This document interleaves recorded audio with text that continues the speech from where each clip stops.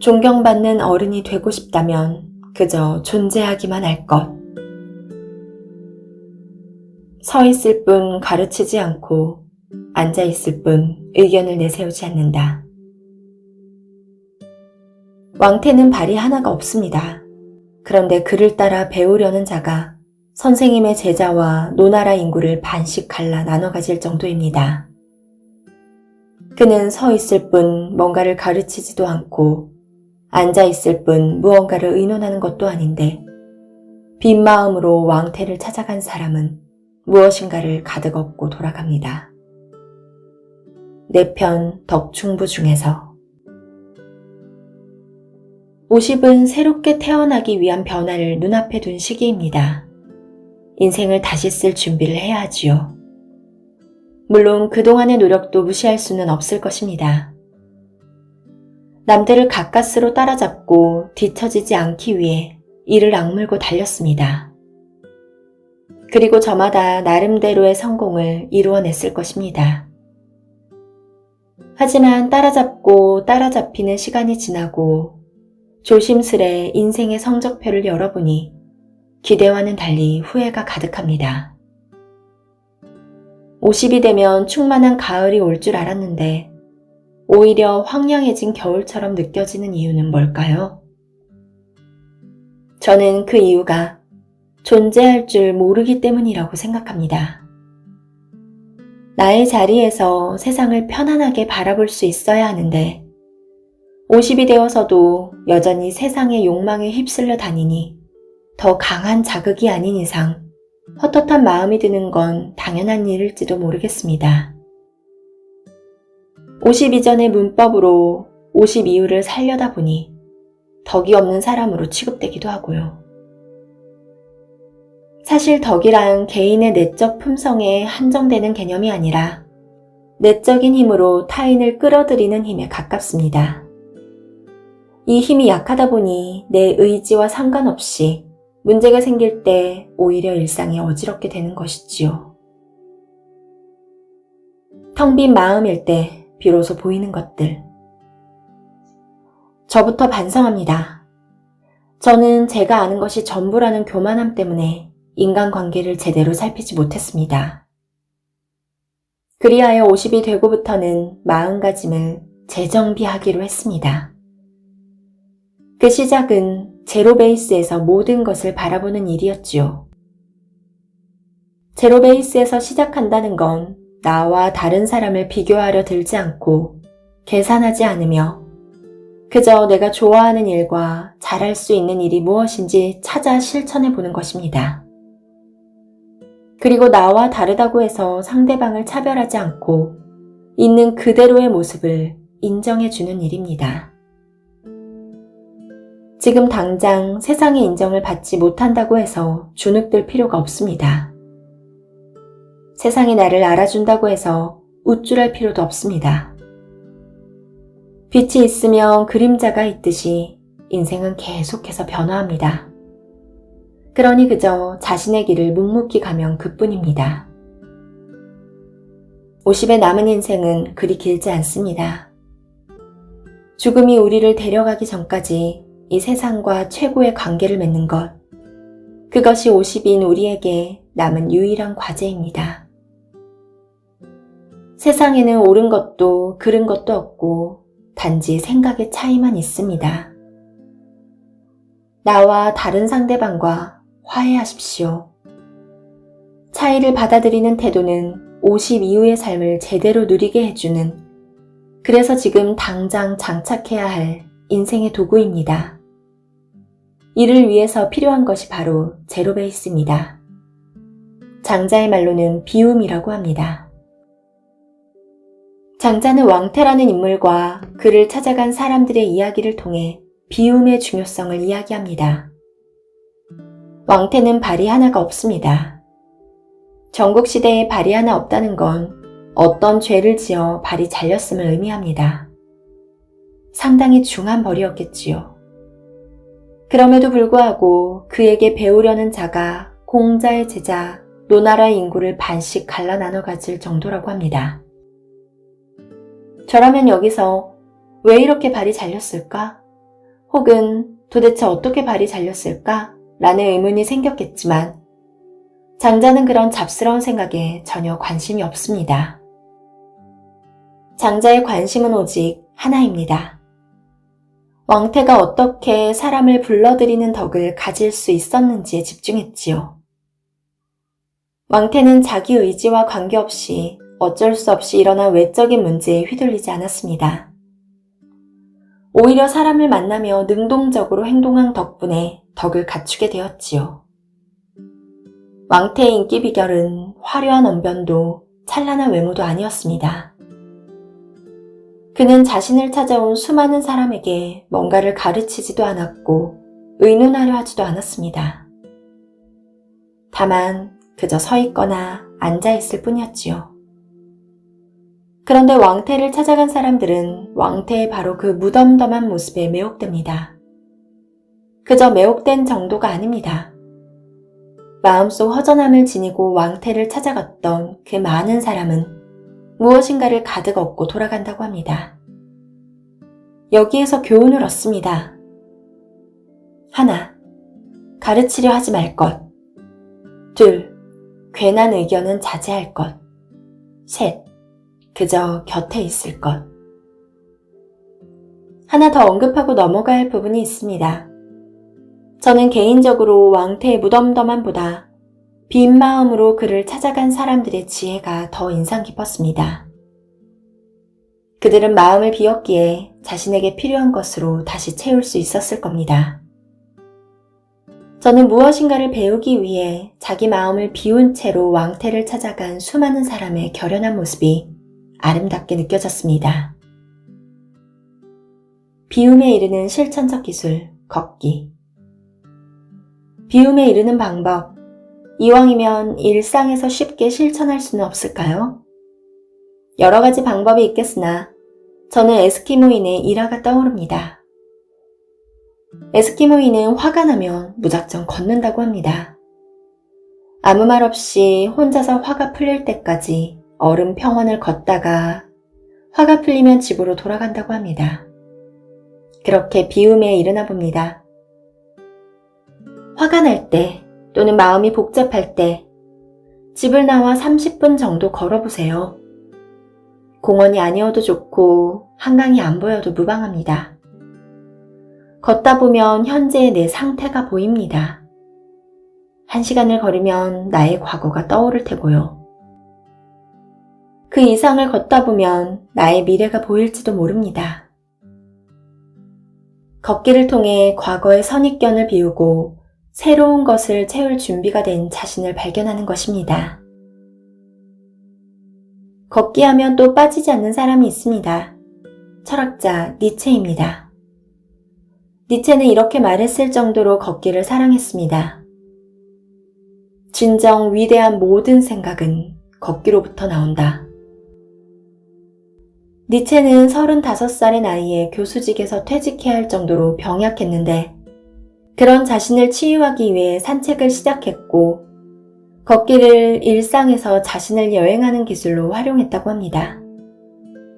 도시와 사람들, 번잡한 장소로부터 최대한 멀리 벗어나는 것, 고요함 속에서 광대한 내면을 관찰하는 것이 니체의 행복한 습관이었습니다.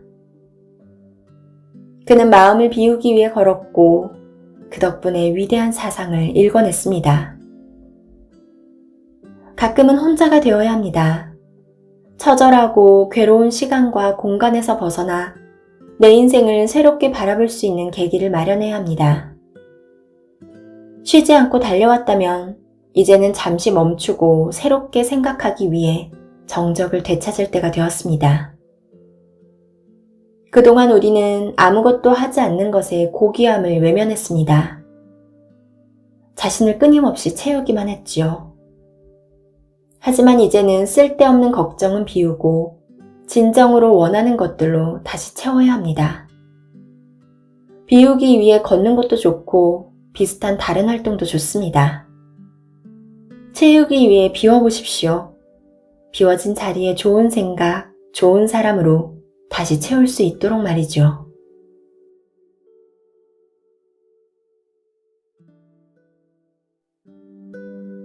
존경받는 어른이 되고 싶다면 그저 존재하기만 할 것. 서 있을 뿐 가르치지 않고 앉아 있을 뿐 의견을 내세우지 않는다. 왕태는 발이 하나가 없습니다. 그런데 그를 따라 배우려는 자가 선생님의 제자와 노나라 인구를 반씩 갈라 나눠 가질 정도입니다. 그는 서 있을 뿐 뭔가를 가르치지도 않고 앉아 있을 뿐 무언가를 의논하는 것도 아닌데 빈 마음으로 왕태를 찾아간 사람은 무엇인가를 가득 얻고 돌아갑니다. 내 편 덕충부 중에서 50은 새롭게 태어나기 위한 변화를 눈앞에 둔 시기입니다. 인생을 다시 쓸 준비를 해야 하지요. 물론 그동안의 노력도 무시할 수는 없을 것입니다. 남들을 가까스로 따라잡고 뒤처지지 않기 위해 이를 악물고 달렸습니다. 그리고 저마다 나름대로의 성공을 이루어냈을 것입니다. 하지만 따라잡고 따라잡히는 시간이 지나고 조심스레 인생의 성적표를 열어보니 기대와는 달리 후회가 가득합니다. 50이 되면 충만한 가을이 올 줄 알았는데 오히려 황량해진 겨울처럼 느껴지는 이유는 뭘까요? 저는 그 이유가 존재할 줄 모르기 때문이라고 생각합니다. 나의 자리에서 세상을 편안하게 바라볼 수 있어야 하는데 50이 되어서도 여전히 세상의 욕망에 휩쓸려 다니니 더 강한 자극이 아닌 이상 헛헛한 마음이 드는 건 당연한 일일지도 모르겠습니다. 50 이전의 문법으로 50 이후를 살려다 보니 덕이 없는 사람으로 취급되기도 하고요. 사실 덕이란 개인의 내적 품성에 한정되는 개념이 아니라 내적인 힘으로 타인을 끌어들이는 힘에 가깝습니다. 이 힘이 약하다 보니 내 의지와 상관없이 문제가 생길 때 오히려 일상이 어지럽게 되는 것이지요. 텅 빈 마음일 때 비로소 보이는 것들. 저부터 반성합니다. 저는 제가 아는 것이 전부라는 교만함 때문에 인간관계를 제대로 살피지 못했습니다. 그리하여 50이 되고부터는 마음가짐을 재정비하기로 했습니다. 그 시작은 제로 베이스에서 모든 것을 바라보는 일이었지요. 제로 베이스에서 시작한다는 건 나와 다른 사람을 비교하려 들지 않고 계산하지 않으며 그저 내가 좋아하는 일과 잘할 수 있는 일이 무엇인지 찾아 실천해 보는 것입니다. 그리고 나와 다르다고 해서 상대방을 차별하지 않고 있는 그대로의 모습을 인정해 주는 일입니다. 지금 당장 세상의 인정을 받지 못한다고 해서 주눅들 필요가 없습니다. 세상이 나를 알아준다고 해서 우쭐할 필요도 없습니다. 빛이 있으면 그림자가 있듯이 인생은 계속해서 변화합니다. 그러니 그저 자신의 길을 묵묵히 가면 그뿐입니다. 50의 남은 인생은 그리 길지 않습니다. 죽음이 우리를 데려가기 전까지 이 세상과 최고의 관계를 맺는 것, 그것이 50인 우리에게 남은 유일한 과제입니다. 세상에는 옳은 것도 그른 것도 없고 단지 생각의 차이만 있습니다. 나와 다른 상대방과 화해하십시오. 차이를 받아들이는 태도는 50 이후의 삶을 제대로 누리게 해주는, 그래서 지금 당장 장착해야 할 인생의 도구입니다. 이를 위해서 필요한 것이 바로 제로 베이스입니다. 장자의 말로는 비움이라고 합니다. 장자는 왕태라는 인물과 그를 찾아간 사람들의 이야기를 통해 비움의 중요성을 이야기합니다. 왕태는 발이 하나가 없습니다. 전국시대에 발이 하나 없다는 건 어떤 죄를 지어 발이 잘렸음을 의미합니다. 상당히 중한 벌이었겠지요. 그럼에도 불구하고 그에게 배우려는 자가 공자의 제자 노나라 인구를 반씩 갈라 나눠 가질 정도라고 합니다. 저라면 여기서 왜 이렇게 발이 잘렸을까? 혹은 도대체 어떻게 발이 잘렸을까? 라는 의문이 생겼겠지만 장자는 그런 잡스러운 생각에 전혀 관심이 없습니다. 장자의 관심은 오직 하나입니다.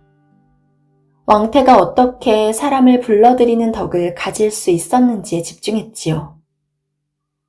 왕태는 자기 의지와 관계없이 어쩔 수 없이 일어난 외적인 문제에 휘둘리지 않았습니다. 오히려 사람을 만나며 능동적으로 행동한 덕분에 덕을 갖추게 되었지요. 왕태의 인기 비결은 화려한 언변도 찬란한 외모도 아니었습니다. 그는 자신을 찾아온 수많은 사람에게 뭔가를 가르치지도 않았고 의논하려 하지도 않았습니다. 다만 그저 서 있거나 앉아 있을 뿐이었지요. 그런데 왕태를 찾아간 사람들은 왕태의 바로 그 무덤덤한 모습에 매혹됩니다. 그저 매혹된 정도가 아닙니다. 마음속 허전함을 지니고 왕태를 찾아갔던 그 많은 사람은 무엇인가를 가득 얻고 돌아간다고 합니다. 여기에서 교훈을 얻습니다. 하나, 가르치려 하지 말 것. 둘, 괜한 의견은 자제할 것. 셋, 그저 곁에 있을 것. 하나 더 언급하고 넘어가야 할 부분이 있습니다. 저는 개인적으로 왕태의 무덤덤함보다 빈 마음으로 그를 찾아간 사람들의 지혜가 더 인상 깊었습니다. 그들은 마음을 비웠기에 자신에게 필요한 것으로 다시 채울 수 있었을 겁니다. 저는 무엇인가를 배우기 위해 자기 마음을 비운 채로 왕태를 찾아간 수많은 사람의 결연한 모습이 아름답게 느껴졌습니다. 비움에 이르는 실천적 기술, 걷기. 비움에 이르는 방법, 이왕이면 일상에서 쉽게 실천할 수는 없을까요? 여러 가지 방법이 있겠으나 저는 에스키모인의 일화가 떠오릅니다. 에스키모인은 화가 나면 무작정 걷는다고 합니다. 아무 말 없이 혼자서 화가 풀릴 때까지 얼음 평원을 걷다가 화가 풀리면 집으로 돌아간다고 합니다. 그렇게 비움에 이르나 봅니다. 화가 날 때 또는 마음이 복잡할 때 집을 나와 30분 정도 걸어보세요. 공원이 아니어도 좋고 한강이 안 보여도 무방합니다. 걷다 보면 현재의 내 상태가 보입니다. 1시간을 걸으면 나의 과거가 떠오를 테고요. 그 이상을 걷다 보면 나의 미래가 보일지도 모릅니다. 걷기를 통해 과거의 선입견을 비우고 새로운 것을 채울 준비가 된 자신을 발견하는 것입니다. 걷기 하면 또 빠지지 않는 사람이 있습니다. 철학자 니체입니다. 니체는 이렇게 말했을 정도로 걷기를 사랑했습니다. 진정 위대한 모든 생각은 걷기로부터 나온다. 니체는 35살의 나이에 교수직에서 퇴직해야 할 정도로 병약했는데 그런 자신을 치유하기 위해 산책을 시작했고 걷기를 일상에서 자신을 여행하는 기술로 활용했다고 합니다. 도시와 사람들, 번잡한 장소로부터 최대한 멀리 벗어나는 것, 고요함 속에서 광대한 내면을 관찰하는 것이 니체의 행복한 습관이었습니다. 그는 마음을 비우기 위해 걸었고 그 덕분에 위대한 사상을 일궈냈습니다. 가끔은 혼자가 되어야 합니다. 처절하고 괴로운 시간과 공간에서 벗어나 내 인생을 새롭게 바라볼 수 있는 계기를 마련해야 합니다. 쉬지 않고 달려왔다면 이제는 잠시 멈추고 새롭게 생각하기 위해 정적을 되찾을 때가 되었습니다. 그동안 우리는 아무것도 하지 않는 것에 고귀함을 외면했습니다. 자신을 끊임없이 채우기만 했지요. 하지만 이제는 쓸데없는 걱정은 비우고 진정으로 원하는 것들로 다시 채워야 합니다. 비우기 위해 걷는 것도 좋고 비슷한 다른 활동도 좋습니다. 채우기 위해 비워보십시오. 비워진 자리에 좋은 생각, 좋은 사람으로 다시 채울 수 있도록 말이죠.